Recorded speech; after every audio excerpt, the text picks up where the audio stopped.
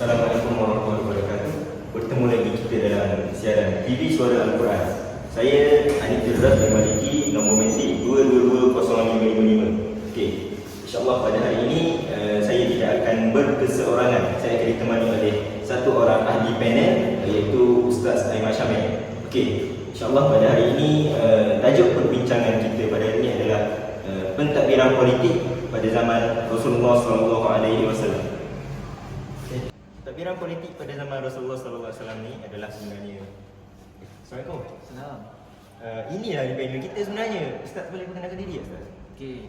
Nama saya Muhammad Aiman Syamil bin Muhammad Sukri. Saya memegang nombor menteri 2220559. Saya merupakan pelajar dari Pengurusan Pertahanan dan Pengajian Islam.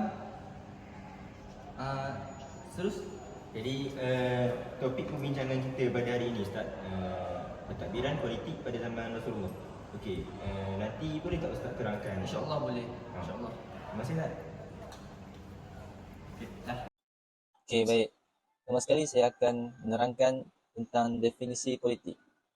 Okay, seperti mana yang kita tahu, istilah politik berasal dari perkataan Yunani, iaitu politikus atau bahasa Latin, iaitu politika, yang diambil daripada kata asal polis, yang bererti kota atau negara kota, yang telah digunakan sejak abad ke-5 sebelum Masihi lagi. Perkataan polis juga memberi pengertian sesuatu organisasi yang bertujuan untuk memberikan negaranya satu kehidupan yang baik. Menurut Kamus Dewan 1994, politik ialah ilmu berkenaan cara pemerintahan, dasar-dasar pemerintahan, ilmu siasah atau ilmu kenegaraan. Selain daripada itu, politik juga membawa maksud segala sesuatu berkenaan pemerintahan sesebuah negara atau hubungannya dengan negara lain.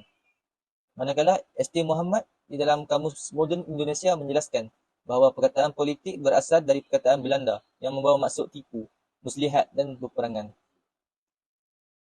Okay, kita terus pergi kepada definisi politik Islam. Okay, terdapat ramai tokoh sarjana Islam yang cuba memberi definisi tentang ilmu politik. Antaranya ialah menurut Luqman Taib 1998, politik dilihat sebagai salah satu bidang kehidupan yang bukan sahaja digalakkan oleh Islam, bahkan diwajibkan wujud bagi memenuhi keperluan kehidupan umat Islam, terutamanya dalam berorganisasi, negara bersusun, kehidupan masyarakat dirancang dan dipimpin dan dipantau untuk memenuhi matlamat penciptaan insan sebagai khalifah di muka bumi.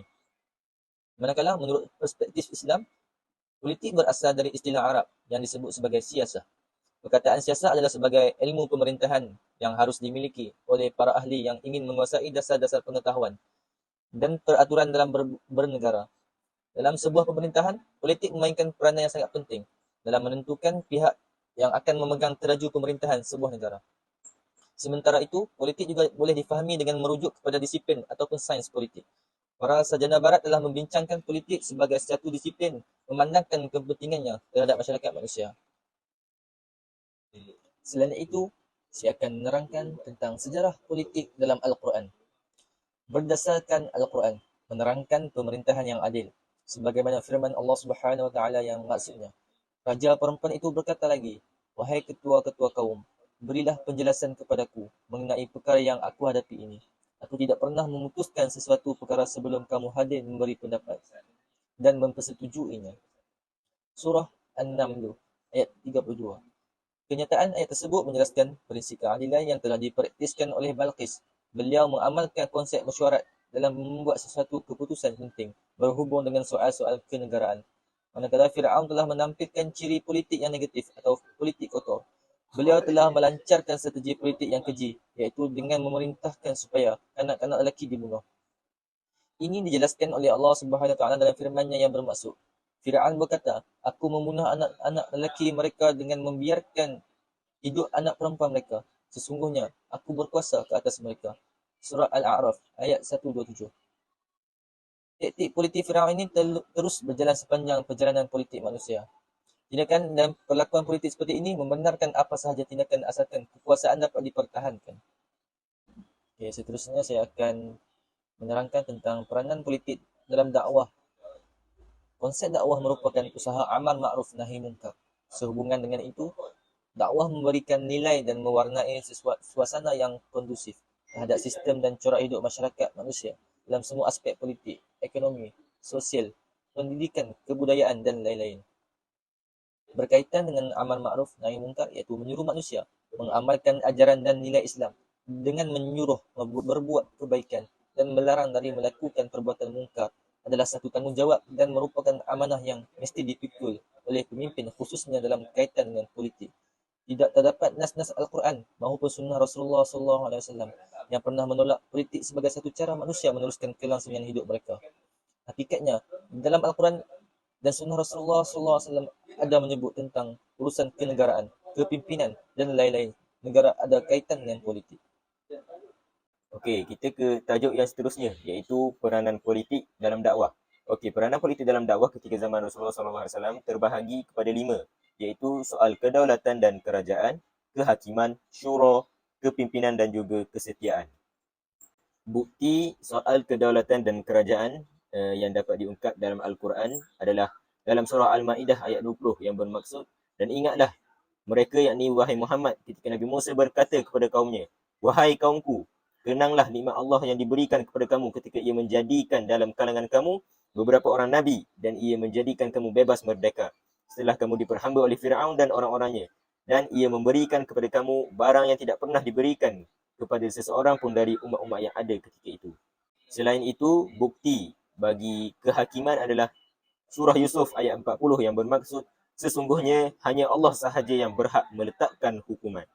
Selain itu, bagi bahagian syura pula, bukti yang dapat diungkapkan dalam Al-Quran adalah dalam surah Asy-Syura ayat 38 yang bermaksud, dan juga lebih baik dan lebih kekal bagi orang-orang yang menyahut dan menyambut perintah Tuhannya serta mendirikan sembahyang dengan sempurna dan urusan mereka dijalankan secara bermesyuarat sesama mereka, dan mereka pula mendermakan sebahagian dari apa yang kami beri kepadanya.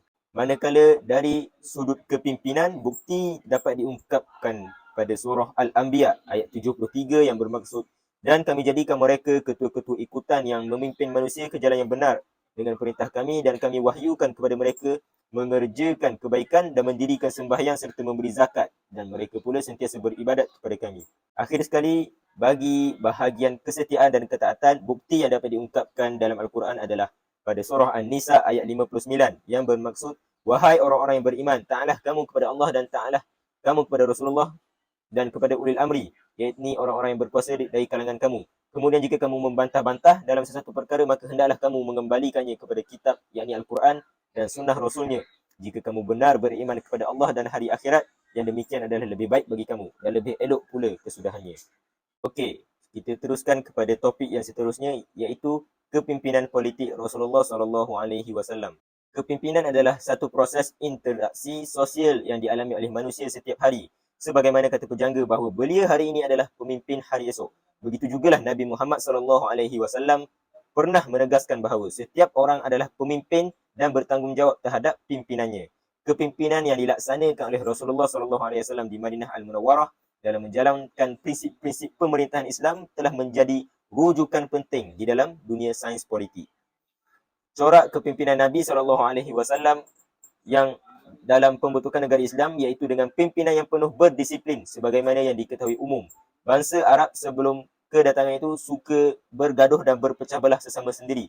Politik Rasulullah hanya bermula di Madinah kerana ketika baginda di Mekah, baginda hanya mengutamakan atau memfokuskan pemerintahannya kepada ibadah sahaja. Bukti kepimpinan Rasulullah SAW di Madinah antaranya adalah pembinaan masjid, mempersaudarakan golongan muhajirin dan ansar, dan juga memeterai satu perjanjian, yakni Piagam Madinah.